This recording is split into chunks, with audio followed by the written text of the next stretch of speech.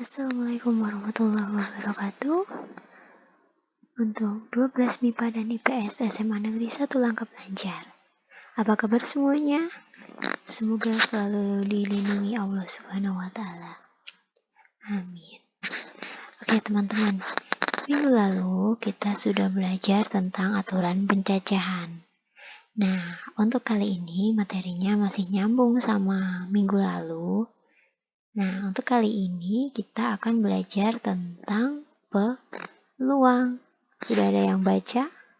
Atau masih ingat pelajaran SMP? Semoga masih ingat ya, jadi kita tinggal mengulang saja. Oke, kita mulai.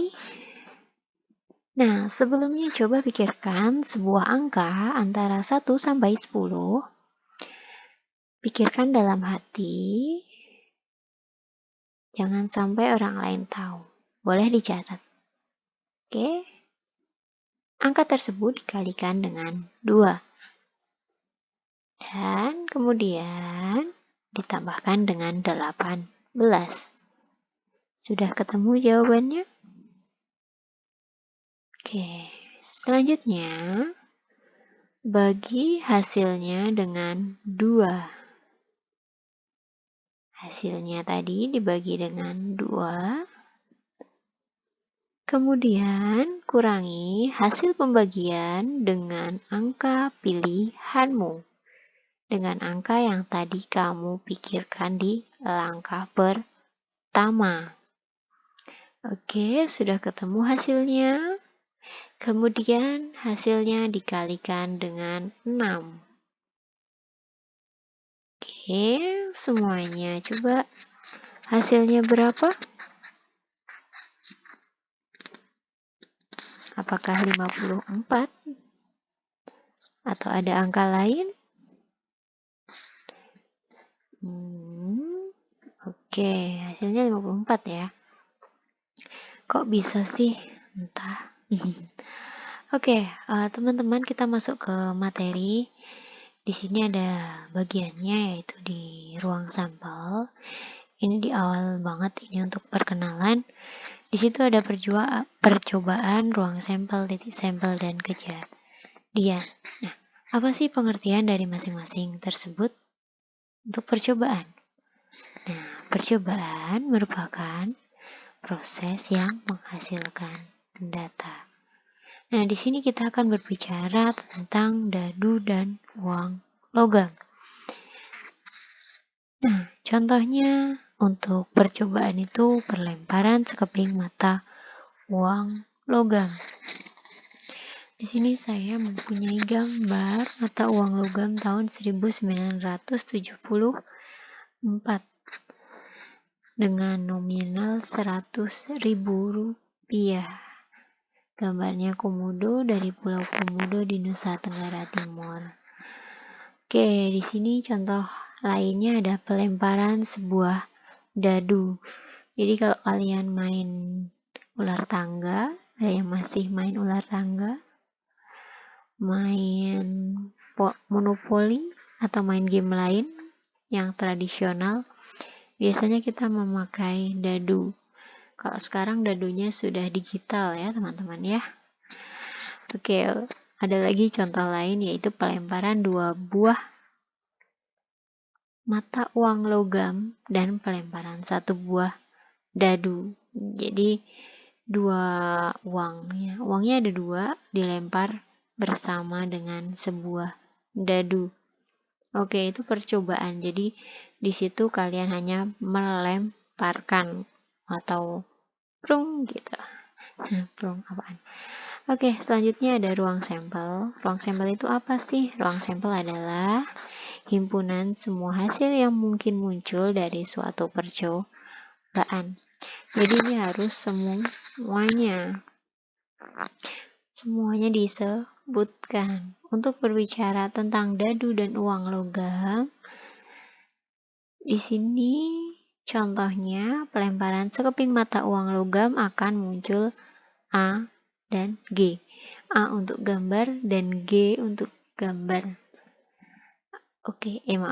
A untuk angka dan G untuk gambar. Contoh selanjutnya ada pelemparan sebuah dadu. Dadu itu memiliki 6 mata ya, 6 sisi. Oke, jadi dia nanti ada 6 mata. Nah, ada 1, 2, 3, 4, 5, dan 6. Itu ruang sampelnya. Selanjutnya ada pelemparan 1 keping mata uang logam dan pelemparan 1 buah dadu. Uang logam itu kan ada A dan G, angka dan gambar misalkan. Kalau untuk dadu kita mendapat angka 1 sampai 6. Jadi di sini kalian bisa isikan angka 1 atau A1, A2, A3, A4, A5 sampai G6 gitu teman-teman. Kita lanjut ya. Oke, selanjutnya ada titik sampel. Nah, titik sampel itu apa sih? Titik sampel merupakan anggota-anggota dari ruang sampel. Jadi tadi ruang sampel itu kan semuanya ya. Kalau titik sampel itu contohnya sebagiannya. Tuh. Banyaknya titik sampel dilambangkan dengan NS, banyaknya data ya berarti. Oke, masih berbicara dadu dan uang logam. Di sini pelemparan sekeping mata uang logam bisa A atau G. Jadi ada A, ada G gitu. Jadi NS-nya 2. Banyak datanya ada 2. Oke, selanjutnya ada pelemparan sebuah dadu. Sebuah dadu itu kan punya 6 mata ya. Jadi 1, 2, 3, 4, 5, dan 6. Makanya NS-nya itu ada 6. Kalau misalkan di sini A dikatakan ya, B adalah kasus pelemparan sebuah dadu, maka di sini N, B. Tuh. Nah, kalau pelemparan 1 keping mata uang logam dan pelemparan 1 buah dadu, maka titik sampelnya adalah uang logam misalkan kan A atau G ya, misalkan G. Berarti G1, G2, G3, G6 sampai G6 ya. Terus ada A1, A2, A3, A4, A5 sampai A6. Banyaknya ada berapa? Ada 12. Kenapa ngerti 12? Karena dadu 6 mata dan uang 2 mata. Jadi ada 12 dikalikan. Oke. Selanjutnya ada yang namanya kejadian. Oke. Kejadian merupakan himpunan bagian dari ruang sampel. Nah, ini lebih kecil lagi ya, lebih sempit. Nah, misalkan pada pelemparan sekeping mata uang logam diperoleh angka, maka dilambangkan dengan A besar. Contohnya, pelemparan 2 buah mata uang logam munculnya 1 angka.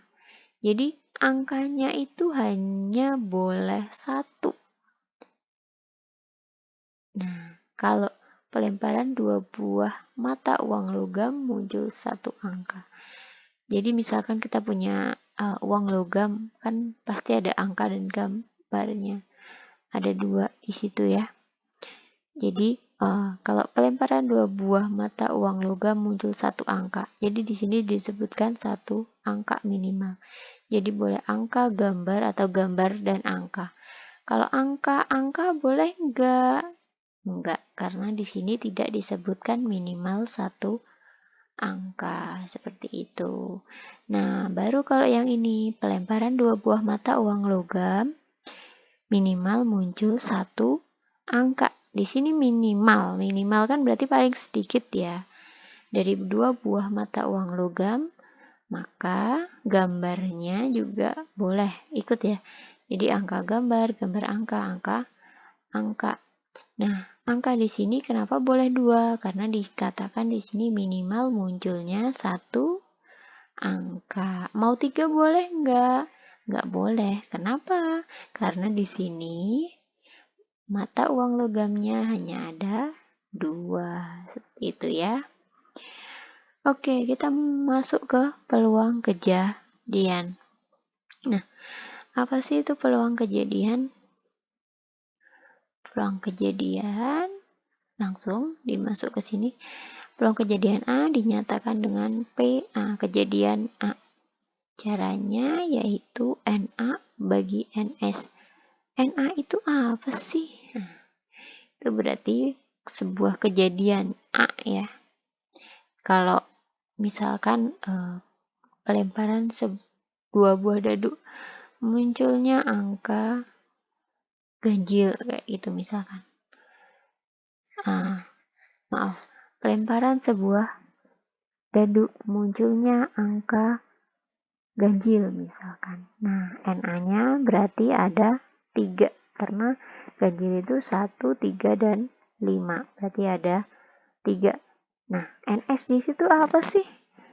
NS itu kejadian semuanya yang mungkin kalau bahasa ininya. Jadi 1, 2, 3, 4, 5 dan 6 ya, ada 6. Nah, di sini NA atau banyaknya data A pasti kurang dari NS atau bisa saja sama dengan ya. Sehingga mengakibatkan peluang kejadian A itu kurang dari atau sama dengan 1. Gitu. Nah, ada keadaan khusus yaitu jika diketahui A sama dengan himpunan kosong, maka NA sama dengan 0. Nah, himpunan kosong itu nggak ikut berarti ya. Dia selalu ada tapi dia nggak dihitung. Oke, kejadian ini disebut dengan kemustahilan. Jadi mustahil itu nilainya 0, kalau pasti itu nilainya 1. Gitu. Nah, kesimpulannya besarnya peluang suatu kejadian berkisar antara 0 dan 1. Peluang suatu kejadian 0 jika terjadi kemustahilan. Ya, kemustahilan ya. Peluang kejadian 1 tidak terjadi kepastian. Nah, untuk setiap kejadian A berlaku 0 kurang dari atau sama dengan PA dan kurang dari sama dengan 1. Jadi kerjanya pasti di antara itu ya. Oke, kemustahilan dan kepastian. Ini ada ini. Oke, teman-teman, mari kita berlatih. Nanti soalnya akan saya kirim melalui WhatsApp. Silahkan regangkan badan-badan kalian. Terima kasih. Wassalamualaikum warahmatullahi wabarakatuh.